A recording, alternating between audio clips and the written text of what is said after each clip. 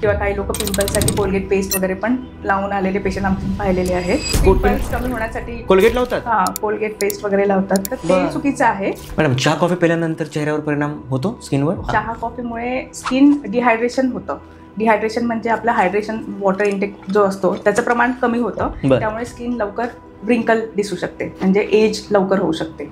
Junk food, sugar, cake, pastry हे खाल्ल्यानंतर चेहऱ्यावर कसा परिणाम होतो आणि काय परिणाम होतो त्याचा? जंक फूड आजकाल आपल्या जनरेशनमध्ये वाढत चाललं, त्याचं इंटेक प्रमाण वाढत चाललं आहे.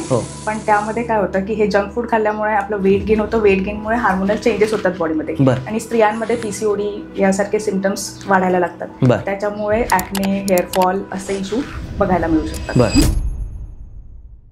मॅडम, भरपूर लोकांचं आउटडोअरला काम आहे. सेल्स मार्केटिंगवाली लोक आहेत, स्विगी झोमॅटोवाली लोक आहेत, त्यांचं प्रचंड काम उन्हामध्ये चालतं. मग अशा लोकांसाठी काय काळजी घ्यायला हवी? ज्यांचं आउटडोअरला काम जास्त आहे अशा लोकांनी सनस्क्रीन कंपल्सरी वापरलंच पाहिजे.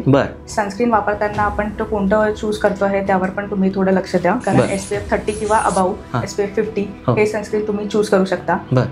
डॉक्टर, काही स्किन स्पेशलिस्टच्या डॉक्टरांची कन्सल्टिंग फी 500 आहे आणि काही जणांची 5000 आहे. हा डिफरन्स काय आहे? 500 आणि 5000चा काय डिफरन्स आहे?